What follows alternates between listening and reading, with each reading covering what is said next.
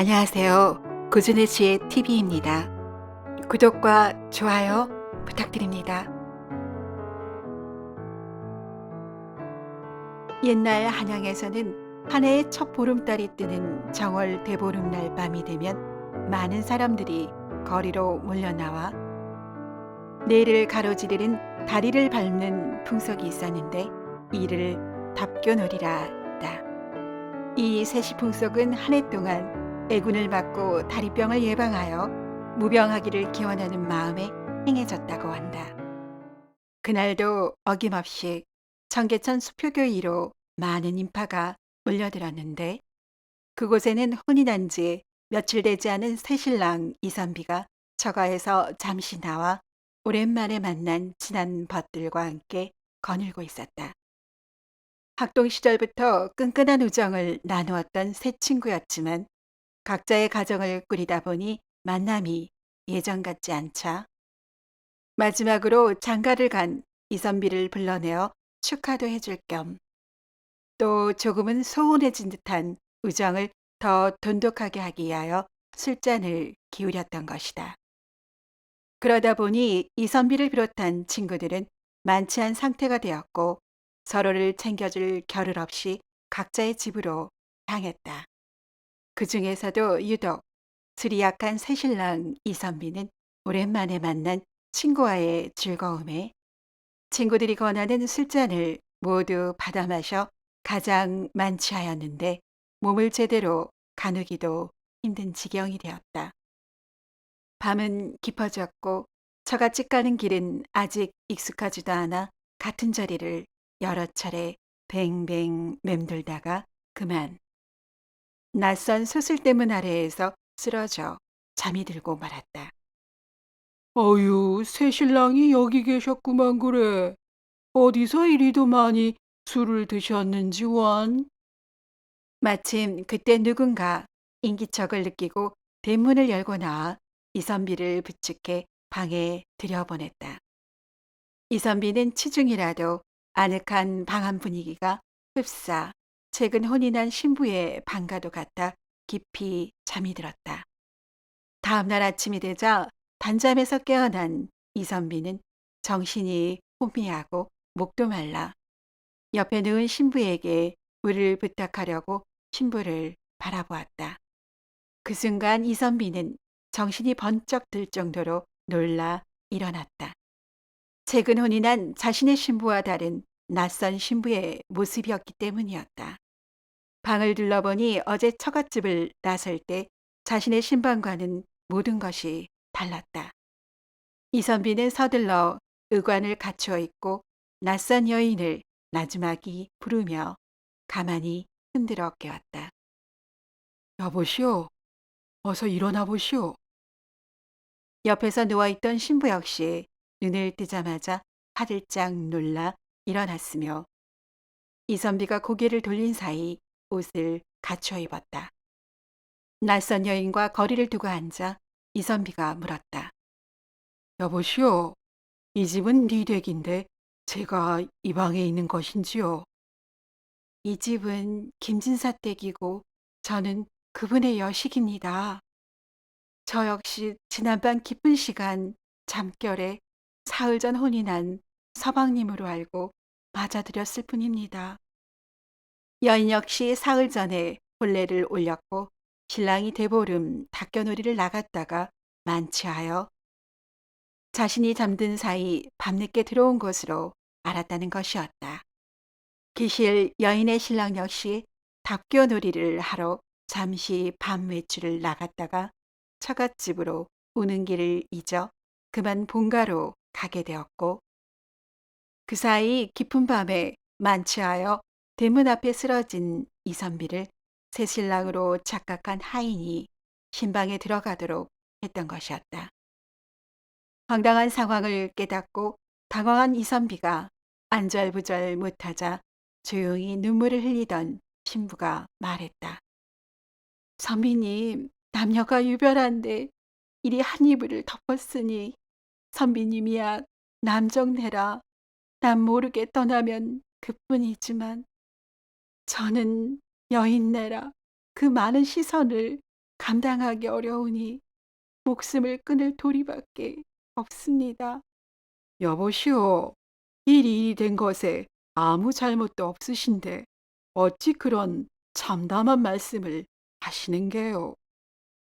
잠시 마음을 추스르고 묘안이 없는지 따져보는 것이 어떠하겠소? 선비님, 저는 무남 동녀 외동딸인지라 이런 일로 목숨을 버린다면 부모님께서 상심이 크실 것이고 제가 세상을 버리면 가여운 두 분을 누가 봉양하겠는지요. 일단은 이 일을 숨기고 제가 몸을 피해 의탁할 곳을 찾아야겠어요. 이선비는 여인의 신세가 너무나 딱하다는 생각에 책임감이 밀려왔고 마침 한양 성내에서 홀로 지내시는 이모님이 생각나 신부에게 그곳에 잠시 의탁하는 것이 어떠한지 물었고 신부 역시 체념한 채 고개를 끄덕였다. 두 사람은 남들의 눈을 피해 급히 집을 빠져나왔고 이선비의 이모님 댁으로 갔다. 이선비가 이모님께 자초지종을 말씀드리자 이모님은 한숨을 크게 내쉬며 치근한 눈으로 신부를 바라보았다. 색시 나야 혼자 된 지 언 십수년이 지나 적적하던 차에 나를 맞이한 듯 좋네만 자네의 형편이 가엾구만 그래. 내 집이다 생각하고 원하는 만큼 편히 지내게나. 그날부터 신부는 이선비의 이모님 댁에 머물렀고 남들에게는 먼 조카딸이라고 숨기며 지냈다. 한편 김진사는 간밤에 사이가 만취하여 들어왔다는 얘기를 듣고 살피러 신방에 들렀다가 딸 레이가 사라진 것을 알고 집안 사람들에게 물었으나 대답을 듣지 못하자 불안한 마음이 들었다. 아무리 찾아보아도 두 사람이 보이지 않자 금지옥엽 기약에 기른 딸에게 혹여 일이 난 것은 아닌지 시댁으로 갔다면 인사도 없이 간 것이 이상하다는 생각도 들어 김진사는 급히 사돈댁으로 향했다. 사돈댁에 도착하자 사이가 마중을 나왔고 지난밤에 처가로 가는 길을 못 찾아 부득이하게 본가로 오게 되었다는 이야기를 들었다. 이 말을 듣고 김진사는 무언가 일이 잘못되었다는 생각이 들었다. 어젯밤 늦게 들어왔다는 신랑은 도대체 누구며 딸마저 보이지 않으니 딸이 혼례전 연모하던 사내와 야반 도주한 것 같다는 생각이 들었다. 김진사는 이 생각이 들자 눈앞이 캄캄해졌고 집안이 웃음거리가 되어 세간의 손가락질을 감당할 수 없을 것 같았다. 김진사는 마음을 굳힌 듯 사돈에게 흐느끼며 말했다. 사돈, 지난밤에 급체하여 그만 제 여식이 급사하였소이다. 장례는 저희가 알아서 할 터이니 남들이 알기 전에 속히 새 며느리를 맞아 대를 이으시기 바랍니다. 제 딸아이는 잊어주십시오. 사돈 역시 안타까운 마음이 들었지만 아들의 장래와 집안의 평판을 생각해 김진사의 말을 수긍했다. 김진사는 집으로 돌아와 빈 간에 딸의 옷을 넣고 장례를 치렀으며 황망한 상황에서 딸이 정인과 야반도주를 했을 거라고 생각을 했지만 아무리 생각해도 정숙한 딸이 그러한 행동을 했다는 것에 적응하기가 어려웠다. 시간이 흐를수록 김진사는 딸에 대한 그리움이 커져 마음의 병이 생겼고 그렇다고 드러내놓고 딸의 행방을 찾을 수도 없는 노릇이라 어느 날인가 딸이 새로운 배필과 행복하게 지내다 자신을 찾아와 얼굴을 마주 대하기를 학수고대하였다. 한편 이선비는 무거운 마음에 처가로 돌아가는 길이 너무 멀게 느껴졌다. 초례를 지낸 지 며칠 되지 않은 아내의 얼굴을 마주 대하기가 난처했고, 지난밤에 일어난 일을 아내에게 소상하게 말하지도 못했다. 그렇다고 자신 때문에 인생이 뒤바뀌어 버린 낯선 신부에 대해서도 미안한 마음을 감출 수 없었다. 이선비는 책임감 때문에 이모님 댁에 의탁하고 있던 김진사의 여식이 잘 지내는지 챙기기 시작했다. 김진사의 여식은 이선비의 이모님과 친모녀지간처럼 친해지게 되었고 서로를 살뜰히 챙기며 잘 지내고 있었다. 이선비는 비록 의도치 않은 우연한 실수로 함께 밤을 지샜지만 김진사의 여식을 보니 찬찬하고 침선에 능숙해 이모님의 살림을 돕는 모습이 눈에 들어왔고, 그리해서는 아니 된다는 생각도 들었지만 자기도 모르게 책임감이 어느덧 연심으로 발전해 갔다. 하지만 아직 출사도 못한 백면서생인 자신이 언감생심 두 명의 철을 둔다는 것은 도리가 아니라는 생각에 차마 자신의 연심을 드러내지 못했다. 하지만 발걸음이 잦아지는 것을 보고 눈치챈 이모님이 어느 날 이선비에게 말했다. 조카님, 무릇 선비란 자신이 벌인 일에 책임을 져야 하는 것일세. 자네가 이미 철을 두었으니 김씨 여인을 소실로 드리는 것은 어떠한가? 네, 김씨 여인에게는 잘 이르겠네. 이모님, 이리 걱정을 끼쳐드려 송구합니다. 이모님 말씀이 지당하십니다. 다만 출사도 못하고 무의도식하는 이 처지에 철을 둘이나 드리는 것 또한 도리가 아닌 듯 싶습니다. 이모님께서 양해를 해주시면 앞으로 3년 안에 과거에 급제해 조종에 출사한 후에 떳떳한 몸으로 이모님의 말씀을 받들겠습니다. 이선비는 용기를 내어 김씨 여인에게도 자신의 마음을 전했고, 여인 역시 얼굴을 붉히며 고개를 끄덕여 기다림의 의사를 내비쳤다. 이선비는 본처에게도 미안한 마음이 들어 때가 되면 모든 일을 얘기할 결심을 하고 일체 바깥 출입을 끊은 채 과거 공부에 매진했다. 이후로 3년이 채 지나지 않아 나라에 경사가 있어 증광시가 시행되어 이선비는 좋은 성적으로 급제했고 벼슬살이를 시작하게 되었다.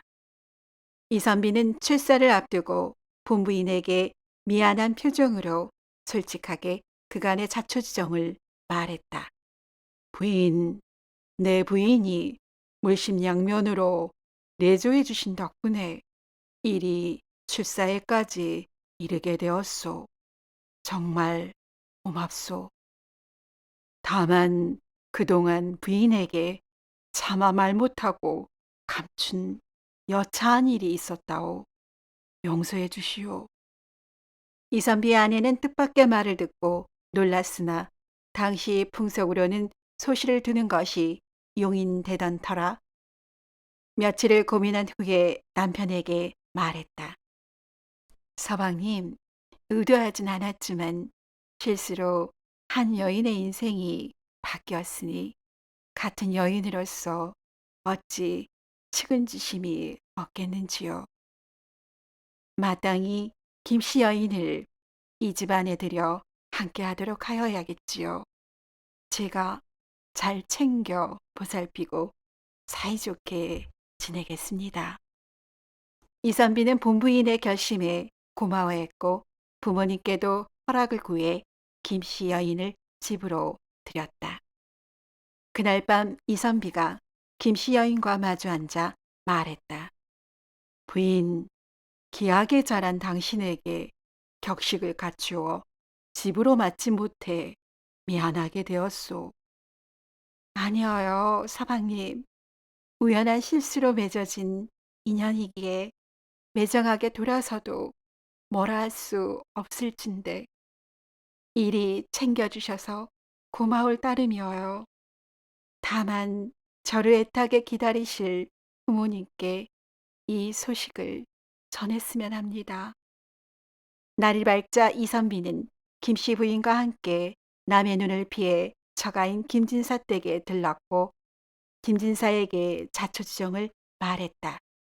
김진사는 애타게 기다리던 딸을 만나 기뻤으며 딸의 기구한 삶이 안타까웠지만 한편으론 우연히 맺어진 인연에 책임감을 갖고 딸을 소중히 여겨 사이가 되어준 이선비가 듬직하고 고마웠다. 그날 이후로 김씨 부인은 본부인에게 깍듯하게 대우했고 본부인 역시 김씨 부인을 홀대하지 않고 따뜻하게 대했다.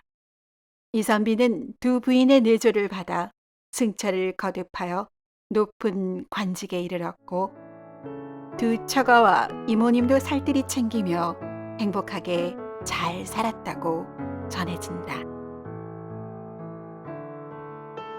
오늘도 이야기를 시청해 주신 여러분께 감사드립니다. 재미있는 이야기로 곧 찾아뵙겠습니다.